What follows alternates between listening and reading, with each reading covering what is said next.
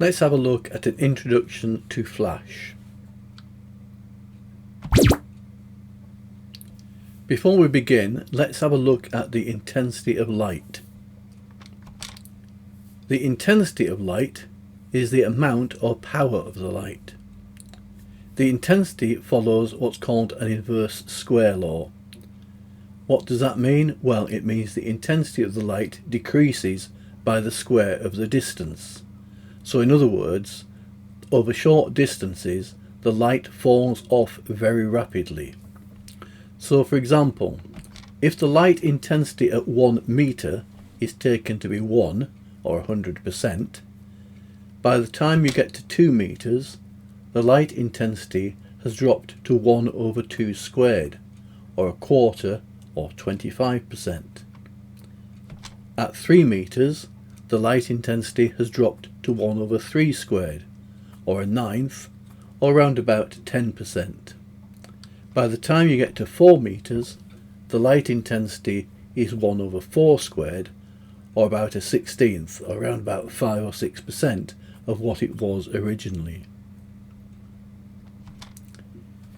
That means that if you put the light close to the model or subject, you can have some distance between the model and background and light the model relatively well, and very little light will fall on the background. Moving the model from 1 meter to 2 meters will reduce the light intensity on the background by around 75%. As well as the intensity of the light, there is the quality of it. Quality is usually measured in hardness or softness. With hard light, as shown in this image here, the light source is small compared to the subject. That results in sharp-edged, well-defined shadows. The hardness increases with distance as the light source becomes relatively smaller to the subject. With soft light, the light source is very large compared to the subject. That results in soft shadows, and the softer light can be produced by moving the light closer to the subject or using larger modifiers.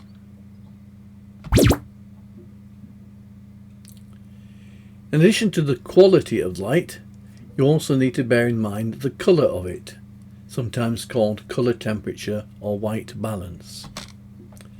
The colour of light varies a lot. Morning and evening light tends to be more yellow and orange, and that at midday is more blue. The precise colour of natural light can vary according to weather conditions. If you're using LEDs, those tend to give out a bluish light. Fluorescent lights, on the other hand, tend to be greenish, and incandescent lights are typically orange. Normally we don't notice because our eyes and brain generally compensate for the different colours of light. With digital cameras, auto white balance does a similar thing, and generally it does a very good job. If you buy lights specifically designed for photography, they tend to be daylight balanced and have a colour temperature of round about 5600 K. Sometimes though, the camera may not properly compensate for the colour of the light. This can happen where the lighting is a mix of different lighting types, or maybe where there is a colour cast produced by foliage or walls, etc. Take particular care when shooting in woodland, because it tends to give people a greenish tinge. If you want to correct issues with the colour of light, then you could use an appropriate colour correction filter. That tends not to be done these days. It was more common in the days of film. You can manually set an appropriate white balance or set the colour temperature in degrees Kelvin. But typically most people will include a grey card and a reference image. Shoot in RAW and you can correct the balance very easily.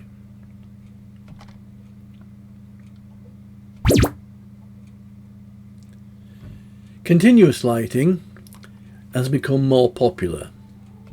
It's become more popular as LED lights have become more available and cheaper than ever. Continuous lights do have the advantage that you can see what you're going to get, but they have some very distinct disadvantages. For a start, they are nowhere near as powerful as strobes. They might look bright, but power-wise, there's a whole degree of magnitude of difference. Because they're continuous, they can't freeze motion like you can with a flash. And in model situations, the glare of continuous lights can often be uncomfortable for the models, and it causes the pupils of the eyes to close, and this can look rather odd. Also bear in mind that LED lights do flicker, and while this is generally invisible to your naked eye, it can create a strobe effect with camera shutters, especially with electronic shutters on mirrorless cameras.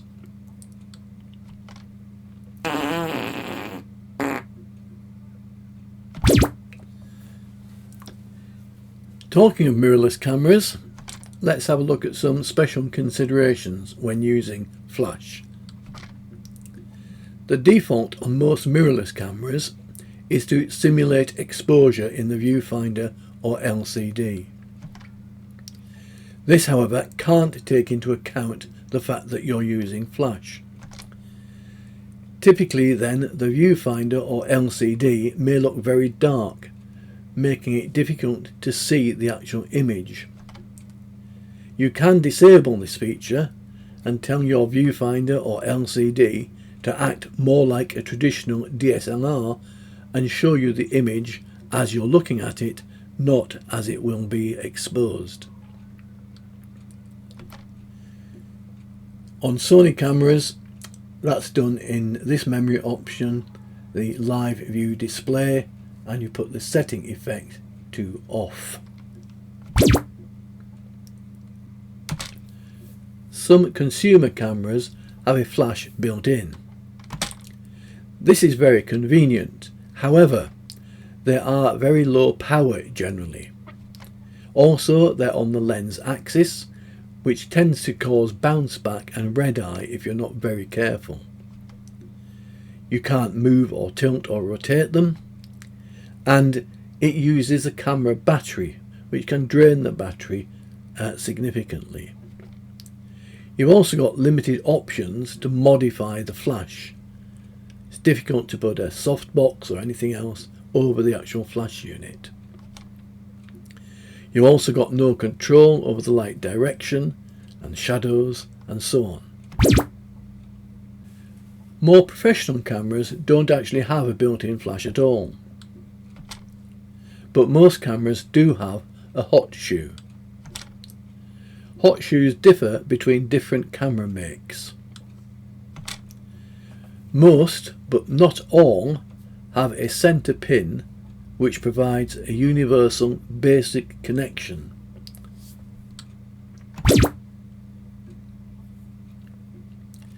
On-camera flash.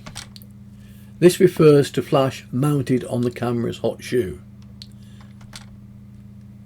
Flashes often use a dedicated hot shoe to provide more advanced features, but the universal center pin, as we've already mentioned, allows the use of basic flash.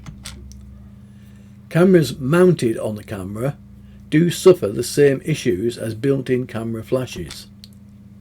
However, most flashes can be tilted, rotated and bounced, and there are more options for using modifiers. With off-camera flash, you move the camera and the flash apart. This gives you much greater control of the light. You can control the light intensity, the light quality, the light direction, and you can use multiple lights. You can also use a wide variety of modifiers, softboxes, umbrellas and so on. On the downside, you do need more equipment and it takes longer to set up and take down afterwards.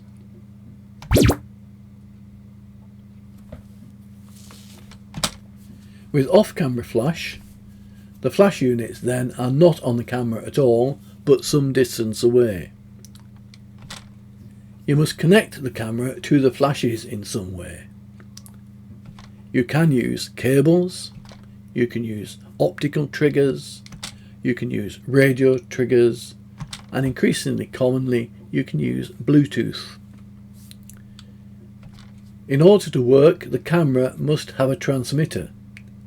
This is sometimes built into the camera or into an on-camera flash. The flashes must have a receiver, which can be built into some flashes. Different types of connection and combination of transmitters do have different capabilities.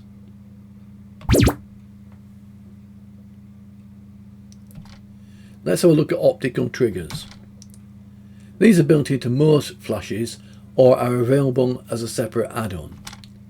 They're a trigger only, there's no advanced functions. You need a line of sight between you and the flash unit, and it can be accidentally triggered, for example by other people's flashes. You can use a dedicated cable, a cable joining your camera's hot shoe to the flash. So the connection is between your camera's hot shoe and the flash unit using a dedicated cable. This duplicates all of the hot shoe functionality, but obviously it's a limited length. It's useful sometimes for mounting a flash on a bracket near the camera, but becomes impractical over long distances. You can use sync cords.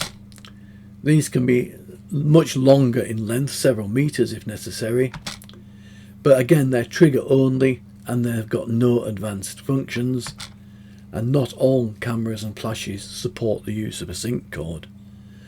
They also get in the way and are a trip hazard.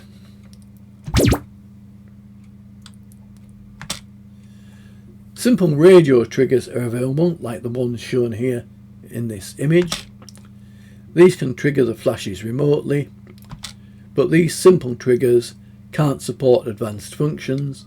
There's no TTL, for example. There's no controlling the power of the lights. There's no HSS. You can set a channel using the little dip switches on them, so that you can have several people using flashes on different channels, but no facilities to set up groups or change the power remotely. The flash power must be set physically on each flash. If you use an advanced radio trigger like the one shown here, then these extend the functionality of the flash quite a lot. These can obviously trigger the flashes remotely. They generally support TTL and support high-speed sync, and you can set a channel and groups using the LCD screen, which makes them much more versatile. You can also set the flash power through the trigger.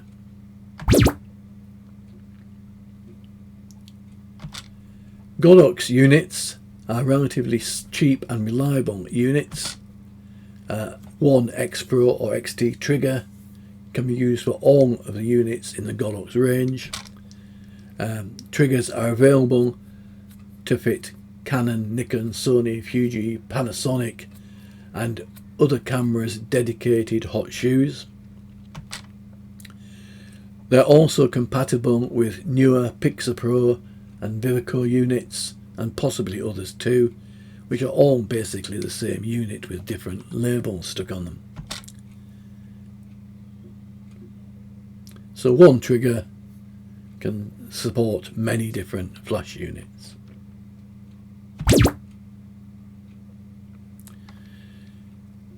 With flashes you have the option of channels and groups. All the triggers and receivers you want to use must be on the same channel. If a flash is on a different channel, your trigger will not be able to communicate with it. It's the radio channel used for the communication. If you've got multiple photographers in one location, each using their own setups, then you can make sure that each photographer uses a different channel, and that avoids them triggering each other's person's lights. Channels are normally designated by a number. The number of channels available varies depending on your equipment, but typically range from 1 to 99. In addition, some equipment also supports a unique ID. If the ID is used, then all units must support IDs and must be set to use the same ID.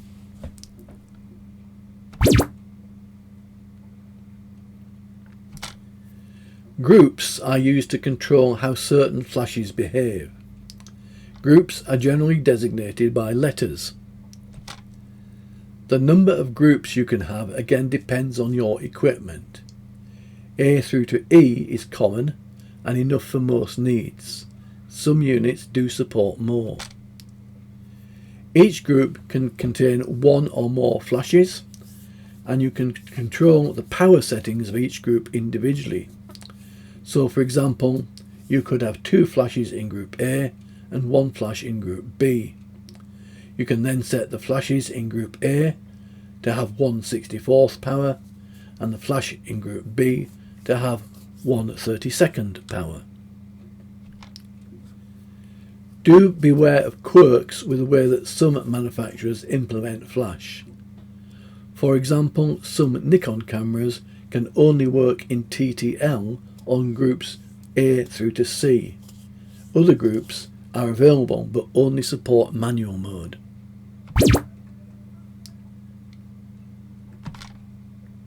So here we have a flash. You can see here the settings on the trigger. Those settings correspond with the settings on this studio flash and on this AD200 flash. Notice that the trigger and both flashes are set to channel 4. The studio flash is on channel A and the AD200 is set to channel B.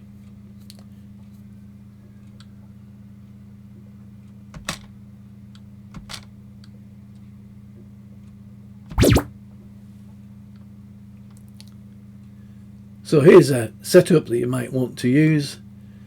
So we have a chair there on which somebody is going to sit. We have a light in a gridded softbox above the subject, set to channel 4 group B, 1/64th power, and then over to the side we have another flash with another gridded softbox set to the same channel, but this time group A and 1/32nd power. Okay, let's have a look at TTL and manual. TTL is through the lens metering. Note that some manufacturers call it iTTL, intelligent TTL, or eTTL, and it is fully automatic. It works by using a pre-flash to determine the exposure before the main flash. Beware of TTL, it tends to produce a flat average light and therefore flat average images. You've got little or no control in most cases. You do tend to have flash compensation, but there is a limit to what you can do with that. If you use manually controlled flashes, then the flash outputs and camera aperture are set manually by yourself. That means you have full creative control over the light and shadows, but you do need to take test shots or use a flash meter to judge the exposure. When you're using flash, do bear in mind that it's the distance from the flash to the subject that's important, and that affects the exposure and hardness of light. The distance from the camera to subject is immaterial. Okay, let's have a look at front and rear curtain sync. Sometimes these are referred to as first and second curtain sync, just to be awkward. So how does it work? Well, front curtain sync is the default for most flash units. The way in which it works is the flash is fired as soon as the front or first curtain on the camera shutter clears the sensor. The sensor remains fully exposed for the rest of the exposure until the second or rear curtain closes to cover the sensor again. So if we look at this little image here, we have the image which is produced by the camera. So we have the shutter opening, fully opened, flash occurs, the subject continues to move, the shutter closes, and one result of that is that if there is enough ambient light, you can get secondary images or ghosting recorded, especially if the subject is moving, as in this example. So the shutter opens, there is the subject, the flash goes off, the shutter remains open, the subject continues to move, the second curtain closes. So the result is a sharp image and then a ghost in front of the actual main image.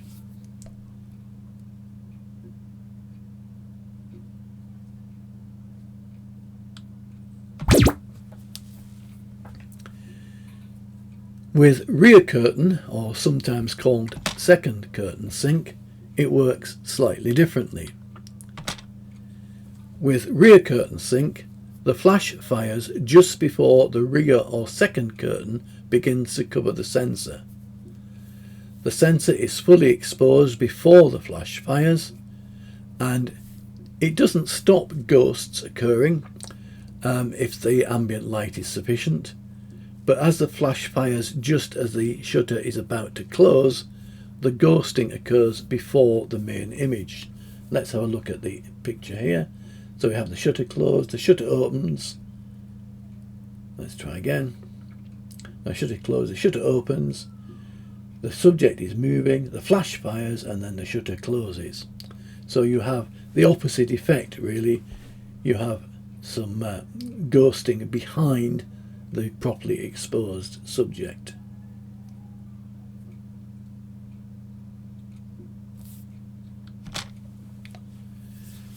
Deliberately allowing or causing ghosting can be useful in a creative way, sometimes referred to as dragging the shutter, can be quite effective. Okay, let's mention sync speeds and high-speed sync. Most cameras use an electromechanical focal plane shutter. This exposes the sensor for a predetermined time, typically anywhere between 30 seconds and 1/8000th of a second. As we've seen, there are two curtains. The first curtain opens and exposes the sensor, and then the second curtain follows and recovers the sensor again before the whole thing resets. At fast shutter speeds, the second curtain starts off before the first curtain has cleared the sensor, which exposes the sensor in a moving strip. In normal use, the sensor must be fully exposed for the flash to illuminate the whole frame. So this can only happen at shutter speeds where the whole of the sensor is exposed. The faster shutter speed at which the whole sensor is exposed is called the flash sync speed. It can be anywhere between 160th and a 250th of a second, depending on your camera. Shooting with flash at speeds faster than the sync speed can often result in a partial exposure. Bear in mind that mirrorless cameras also have the ability to use an electronic shutter, but this is best to avoid when using any sort of artificial light, as it's vulnerable to strobing. Okay, let's have a look at how it works. A slow shutter speed, at or below the flash sync speed, the curtain drops, exposing the hole of the sensor. The second curtain then covers the sensor again, so we get this sort of effect. So the shutter is closed, the sensor is fully exposed, and then the shutter closes again.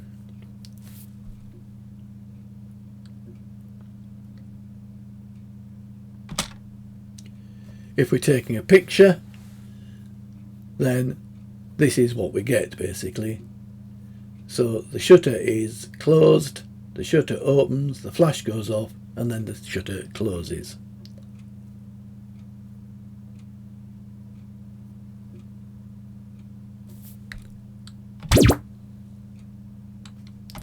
So if we use a fast shutter speed, one faster than the flash sync speed, then the first curtain begins to expose the sensor, and then the second curtain follows, exposing the sensor as a moving strip, and at no time is the whole of the sensor exposed. So this is the sort of effect that we get.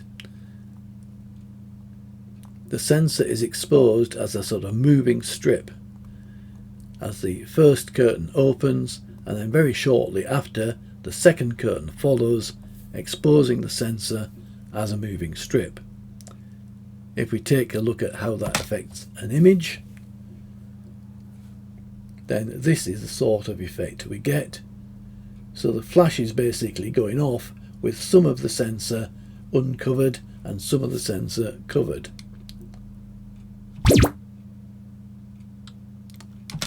So where your shutter is at or below the flash sync speed, the frame is correctly exposed, producing a nice image.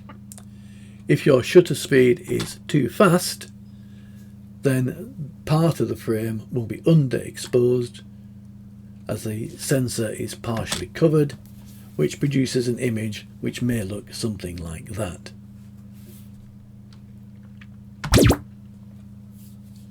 One way to get round that is to use high-speed sync. With high-speed sync, you can get round the limitation of the flash sync speed. It basically works by extending the duration of the flash for the duration of the shutter travel. Typically it does this by pulsing the flash. So if you're shooting at, let's say, 1,000th of a second, the flash will last for 1,000th of a second and not the 1/10,000th of a second that it might normally be. The total amount of light produced tends to be the same as would be produced normally, but because the flash has to last longer, the effective intensity of the flash is reduced, which can be a problem. Also, because it's maintaining that flash for longer, the amount of power required increases significantly. So not only is the amount of light reduced, it also provides a big drain on your battery. Do bear in mind that not all cameras, triggers and flashes support high-speed sync. High-speed sync is useful for shooting outdoors, where you may want to use flash to complement ambient lighting, but where you need to use a faster shutter speed to get the exposure correct. Alternatively, of course, you can use a neutral density filter.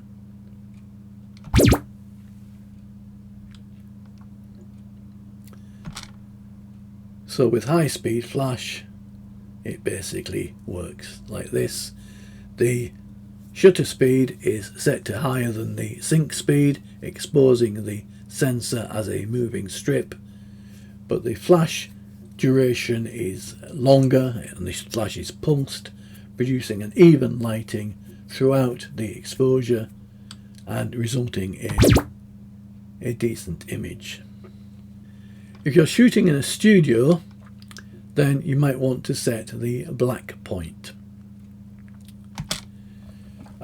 You can do this to exclude any ambient light, so that you know that any lighting that you're getting on your subject is a result of the lights that you have set up and not any light that happens to be in the room.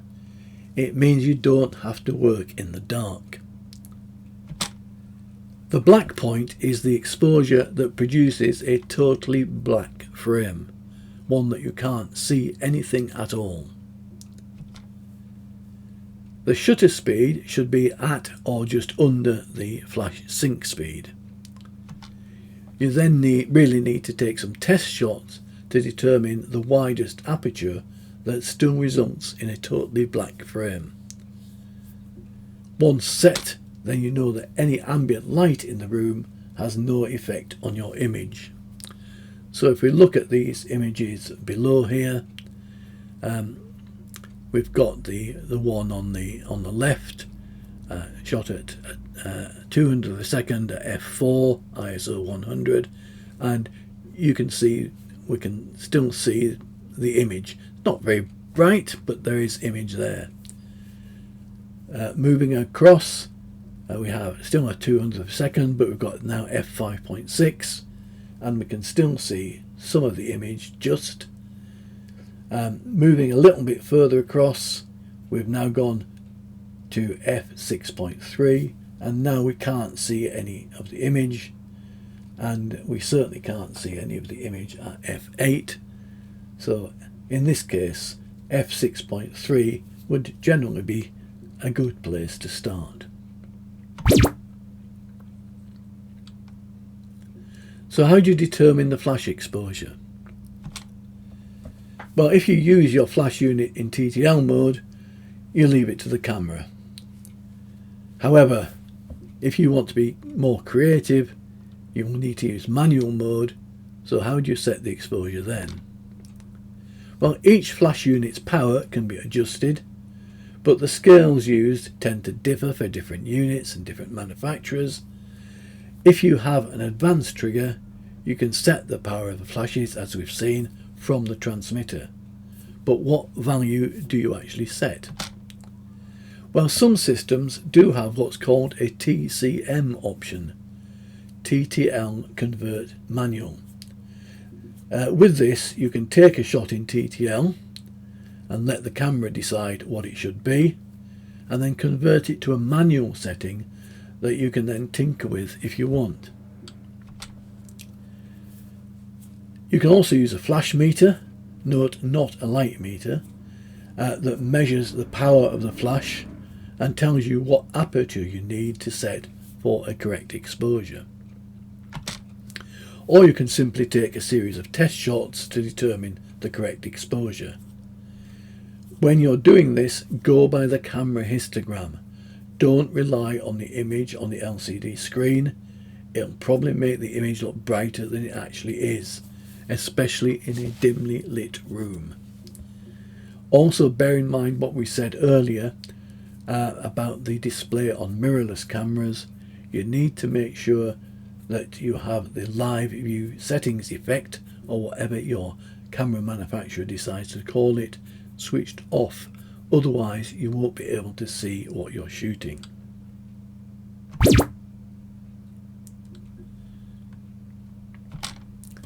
Once you've got the flash settings, you shouldn't need to change them unless, of course, you move the lights, or you move the model in relation to the lights, or you want to change the style, or you change the camera aperture. As we've said, note that moving the camera has no effect.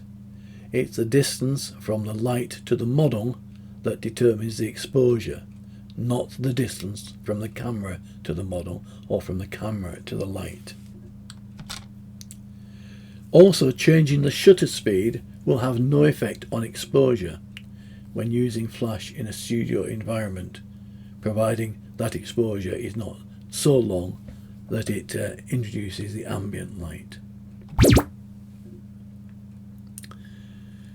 So let's have a look at some studio lighting terminology. In a studio situation, you have what's known as a key light, or sometimes multiple key lights, This is the main light or lights that provide the majority of light for the subject or model. You can also have a film light or lights, which is used to provide a supplementary light to fill in the shadows.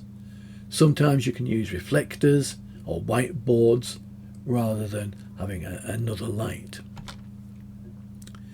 You can also use rim lights or hair lights, which are used to light the hair and outline the model to separate them from the background. And you can have background lights, which are used to throw light onto the background.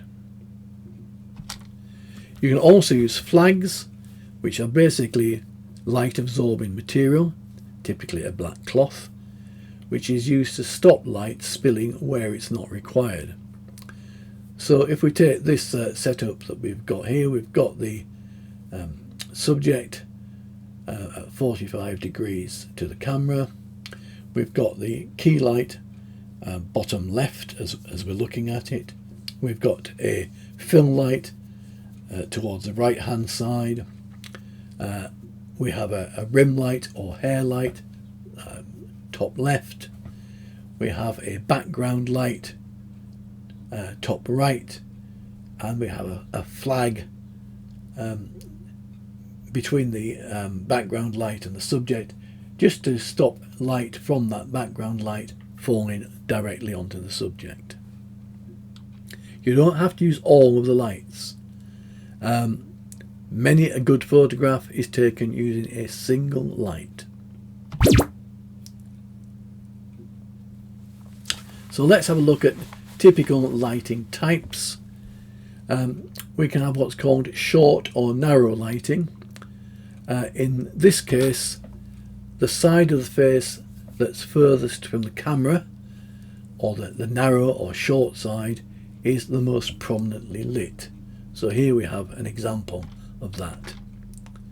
The main light is to the side, approximately 45 degrees to the model, and around about 90 degrees to the camera. The angle of the light on the model is the important thing. The angle can be changed by moving the light or turning the model, and you can experiment with different angles to get the best effects. You can also experiment with the height and vertical angle of the light, and experiment with the height of the camera. Typically, lower angles will make the model look taller and more powerful. Higher angles can make the model look more petite. Short lighting can be used to flatter the model, as it can make the face or body seem much thinner. It's often seen as female friendly for that reason. With broad lighting, the opposite is true. The side of the face nearest the camera, or broad side, is the most prominently lit. The main light is generally to the side, approximately looking directly at the model, with the model in this case at 45 degrees to the camera. The angle can obviously be changed as before by moving the light or turning the model. And again, you can experiment with different angles to achieve the best effect. Again, you can experiment with the height and vertical angle and with the height of the camera.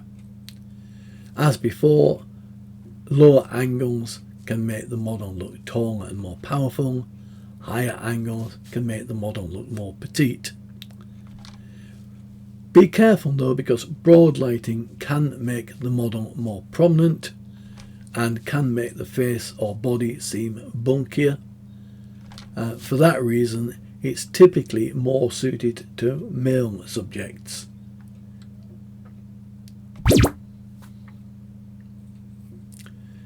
There is something called split lighting. With split lighting, the main or only light tends to be at 90 degrees to the model. The model is normally directly facing the camera, but doesn't have to be. And the object is to light half the face and leave the other half in deep shadow. Again, you can experiment with hard and soft light to see the effect. You can obviously do that by moving the light closer and further away from the subject. If you want to produce a harder light, move the light further away. If you want to produce a softer light, move the light closer. You may obviously have to adjust the exposure to compensate for the intensity of the light, which will also change as you move the light further and closer. You may want to use a fill-in light or reflector if you want to modify the effect, maybe make it not as striking. And you can try using different modifiers, softboxes, grids, umbrellas and so on, and see what effect that has. By making subtle changes to the angle and the angle of the model, you can produce some rather different effects, again worth experimenting. Split lighting can be used for dramatic effect, sometimes used for glamour photography, and it can make the model appear powerful and assertive. It can also make the model look thinner, as you're effectively hiding half the face. Be careful though, because it can emphasize prominent features such as nose, lines, wrinkles and so on.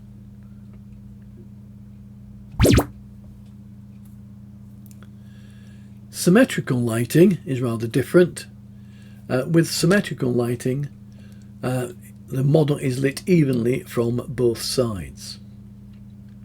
In this example here, we have a single light basically above and behind the camera. It can involve two lights, each at around 45 degrees, if you prefer.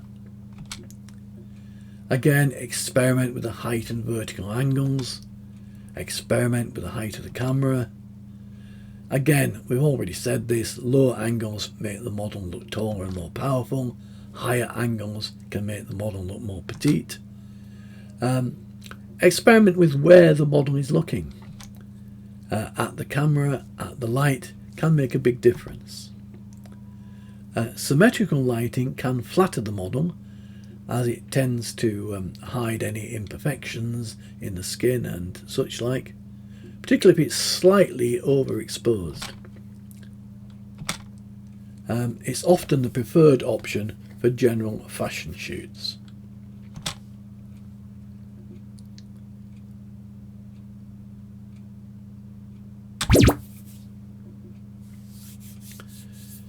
Okay, let's have a look at posing and lighting.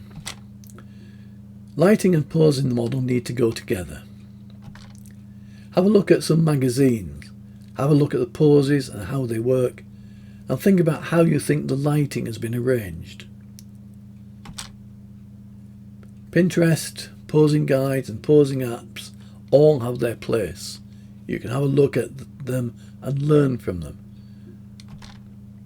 Subtle changes can have major effects, such things as the direction that the model is looking in, the tilt of the head, the position of the hands and fingers, the way the hair is draped over the shoulder, in front of the face, and so on. And accessories can also change the mood of the image.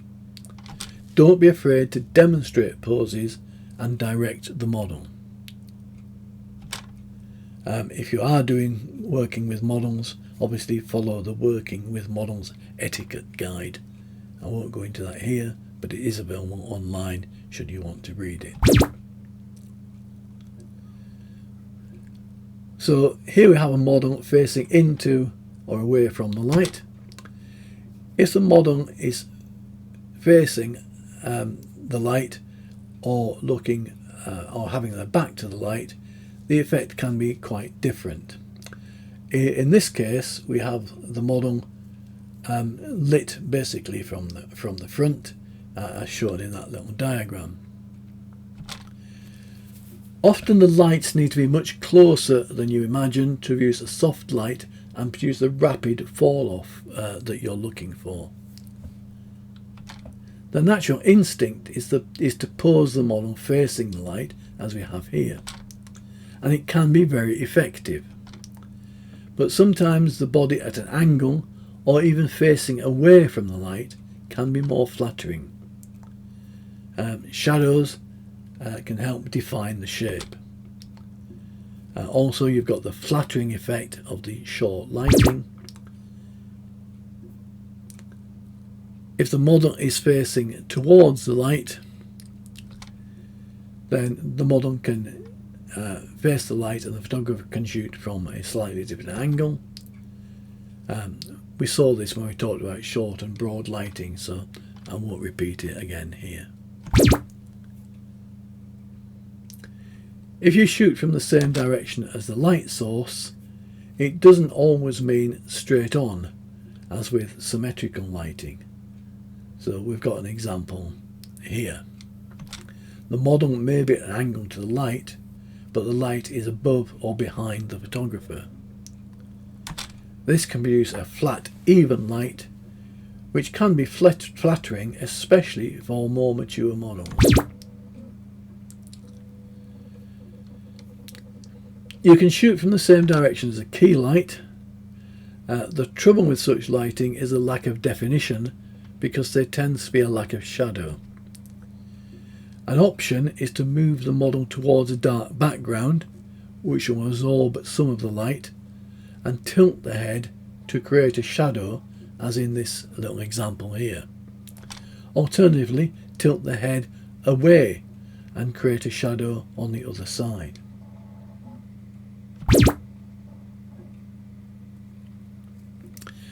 With the model facing away from the light, then it's a completely different situation. You can have the model facing away from the light, but you really want the face lit. So while the model may be facing away from the light, typically you want her to turn her head to face the light. That can use the shadows to show the shape and curves of the body, but retaining the flattering effect of the short lighting. Turn the body away from the light with the head turned back, as we've mentioned. Also helps if the model leans back slightly with head turned towards the light. The toe pointed downwards in this example helps to emphasize the curves of the body. We've got a bend in the knee, which also does that. And hands on hips, as we've got here, not only emphasizes the curves, but also creates shadows, which in turn helps to emphasize the curves. By rotating the head, you can change the lighting on the face without changing the lighting on the body. So we have three examples here. The position of the light hasn't changed. The position of the model's body hasn't changed, well, not much. All that's really changed is the way in which the model's head is facing. So in the first image, the model's head is facing away from the light, which means her face is in shadow. In the middle image, she's turned more towards the light, and we're effectively getting a sort of split lighting. And then the third option, which is the most flattering, her head is turned round facing the light, giving you that short lighting effect. Typically you want to tilt the head so the eyes are at a slight angle, the chin down and rotating the head towards the light enough so that you can light both eyes and get catch lights, can add a dynamic, while, as we've mentioned, the short light helps to flatter the model. Moving the eyes to look away from or to look at the camera can also change the mood of the image quite significantly. Another look at lighting setups. We have here what's called a high key image. So what is high key? Well, for a start, it's not an overexposed image as many people think. What we've got with high key is in fact a preference of whites. The background may be pure white or blown out. However, while the highlights and whites are prominent, and the histogram will be markedly skewed towards the right as a result, in theory at least there should be a full range of tones, right through from blacks to whites, although the amount of black will actually be minimal. A typical histogram may look as shown there.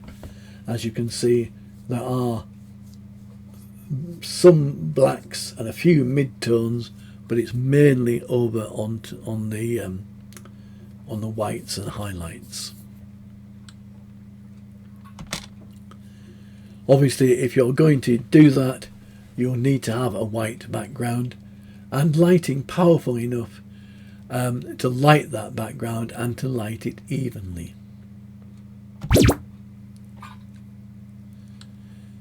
Another option you have is the opposite, which is low key.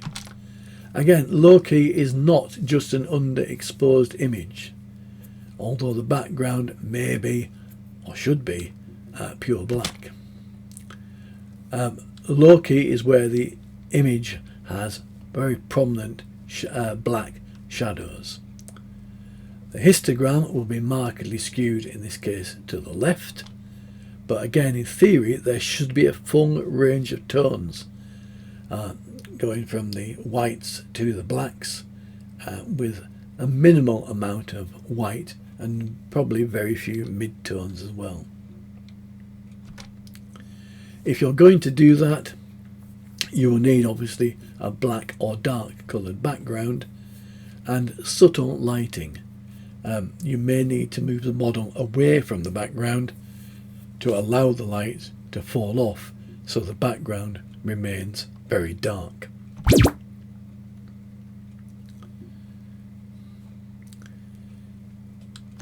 You can also have something called Rembrandt lighting. With Rembrandt lighting, the key light is placed to the side and above the model, and the light is angled down quite steeply. The model is angled between the camera and light generally, with the head turned slightly towards the camera, as in this example. The eye contact may or may not be with the photographer, but both eyes are generally well lit, and the defining characteristic of Rembrandt lighting is this triangular shadow formed by the nose on the cheek, which can extend down to the lip.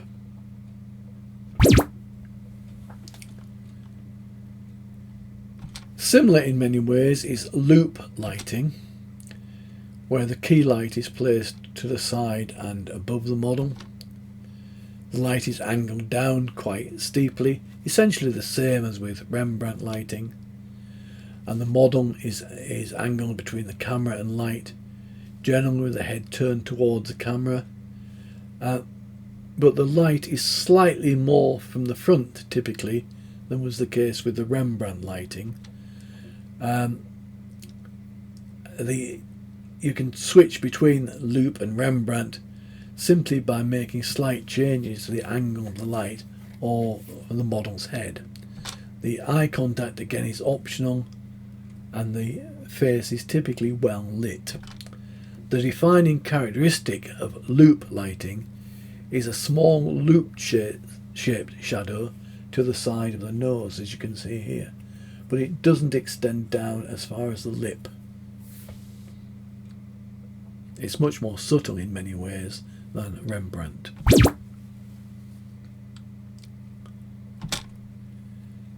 Here we have butterfly, or sometimes called Paramount lighting, because the Paramount Motion Picture Company used to use this a lot in their advertising. With butterfly lighting, the effect is similar to loop, but a shadow is formed directly underneath the nose rather than to the side of it. It's said that this shadow looks like a butterfly, hence the name. And as I've already mentioned, It was a favourite style of the Paramount Film Studio. You can see here with the light under the model's nose. To get this, the key light is placed high and in front of the model and angled downwards to produce the shadow. The camera is typically under the key light. A light, film light or reflector can be placed in front of the model to lift the shadows a little and prevent the dreaded Hitler moustache.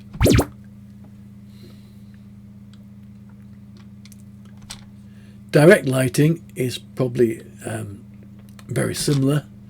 Essentially the basic setup is the same as for butterfly, but the key light is directly in front of the model. It's placed lower down at more or less the same height as the model, which results in a flat, even lighting which can be very flattering. The problem with using a key light in this way is it gets in the way between the photographer and the model. To get round this, you can use what's called a clamshell, which produces much the same effect as direct lighting. With this you have two lights with a gap in between. Again, the results can be quite flat, which can be flattering, but the photographer can operate in the gap between the lights, so a bit less hassle. We also have split lighting, which we've mentioned previously. With split lighting, the key light is placed at 90 degrees to the model. One side of the model is lit by the light. The other side of the model is in deep shadow. You can achieve variations by moving the key light nearer or further away to alter the hardness of the light. You may want to add in a reflector or a film light to lift the shadows a little if you think the effect is too dramatic. You can also have what's called underlighting. Underlighting, as the name suggests, the key light and the camera are typically placed below the model. Slightly is the key. If you put the light down too low, you get what's called horror lighting. With the right amount, it makes the subject look much more powerful.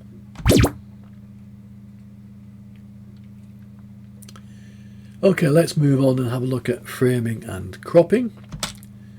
With framing and cropping, you need to be careful. You will inevitably need to frame and or crop an image, maybe for artistic purposes or for commercial impact, or maybe to fit a particular size, dependent on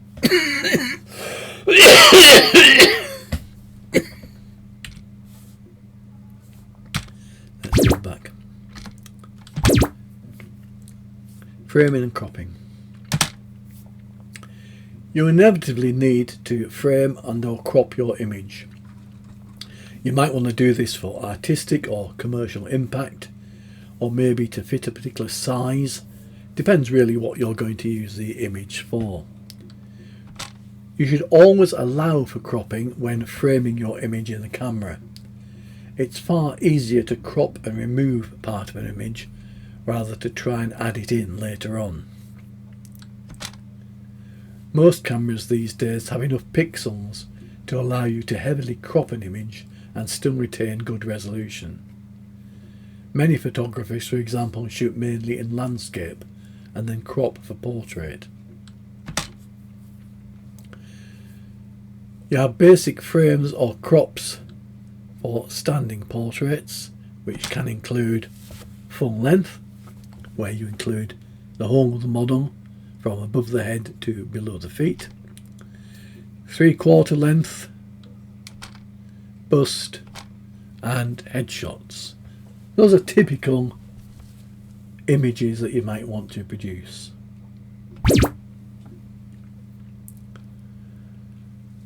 Keep in mind what the intended purposes of the image is and crop and frame accordingly. For a magazine, for example, you might want to allow space at the top for titles and at the side for text. Allow space for cropping to specific sizes and ratios.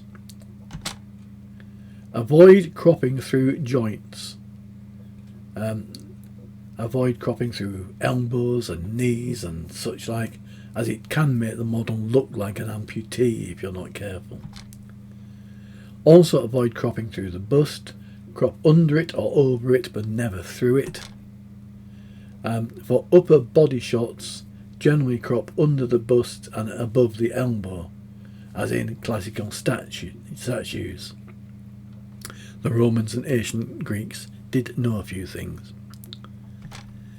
Avoid cropping near the wrists or ankles. It looks odd if you do, because the brain expects to see hands or feet.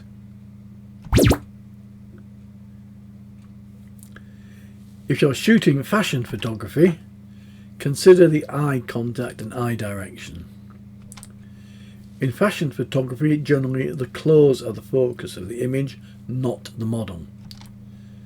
Keep backgrounds simple and out of focus. Avoid heavy shadows that hide the clothes. Consider simple props and accessories, nothing that detracts. And when it comes to posing models, do bear in mind shoes. Shoes are important for proper stance. Even if you're not shooting the feet, the type of shoe a model is wearing can affect the overall image. Which brings us to stance. Never allow the model to stand flat-footed. At very least, put one foot in front of the other and bend the knee nearest the camera. With a female model, you might want to enhance femininity. So typically this may involve turning the model 3/4 away from the light, point the foot nearest the camera out towards the camera, slide the heel back to touch the other foot, maybe bend the front knee, shoulders back and lean chest slightly forward, chin to shoulder, up, down, and tilt the head right, left.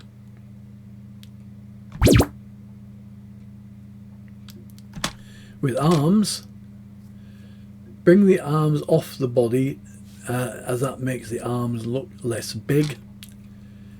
Think about how you're going to do this. Hands on hips, holding hands up, touching hair, and so on. The arms crossed under the bust can be used to convey power and presence. Which brings us to hands. Avoid fists, knuckles and claw hands. Try to keep the hands relaxed. Open the fingers slightly when holding things, and then close the fingers on contact. Maybe give the hands something to do. Holding or touching something can look more natural. And have a very light touch if the hand is resting on the skin to avoid crater shadows.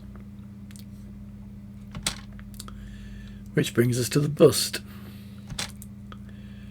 Bringing the shoulders back helps to define and maximise the bust. You can also ask the model to lean in towards the camera or towards the light while keeping the shoulders back.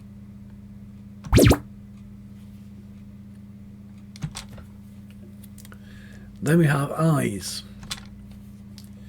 Eyes looking at the camera engages with the viewer and invites eye-to-eye contact. Lack of eye contact invites the viewer to explore more of the image. The model looking at something invites the viewer to look at the same thing or in the same direction. Be careful and watch for reflections on spectacles, any bling and so on. Try tilting the spectacles or moving the model or your own position to try and avoid reflections. Some general rules. Straight lines are bad. Curves are good. S or Z curves are the best. If something bends, bend it. If something tilts, tilt it. And avoid straight arms and straight legs especially. So here we have some sample images and sample setups.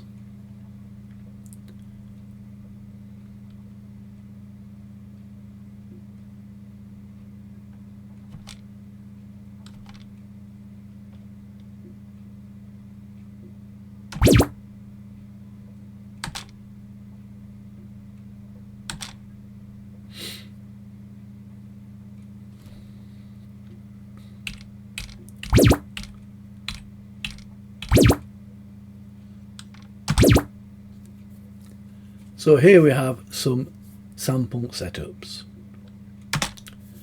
So here we have this image. So what was the lighting used to obtain that?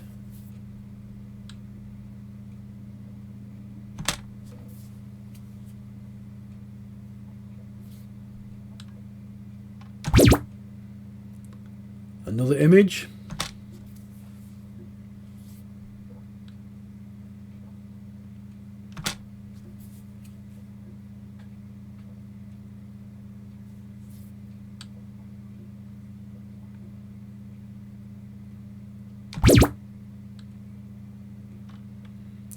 Third image.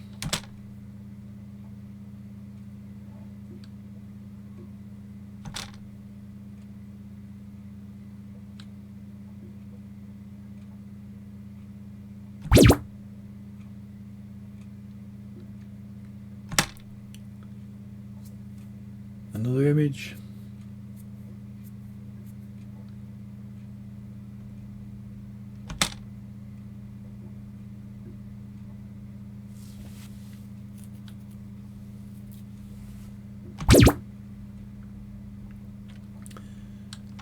One more.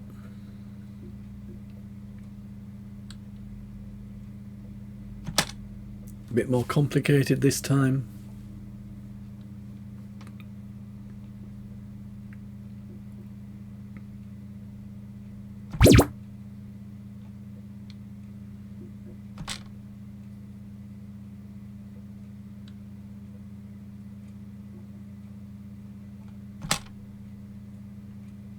Note this image uses flags. Could have probably got away without them, to be honest.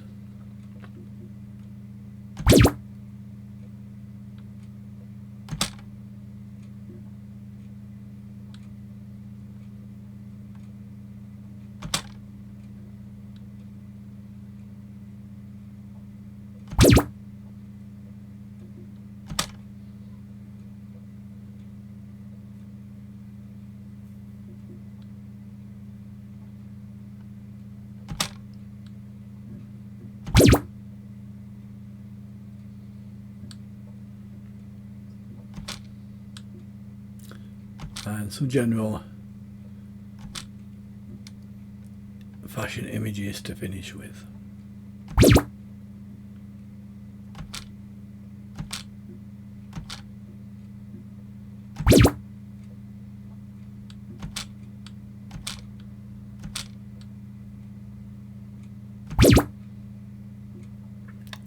Thank you for watching.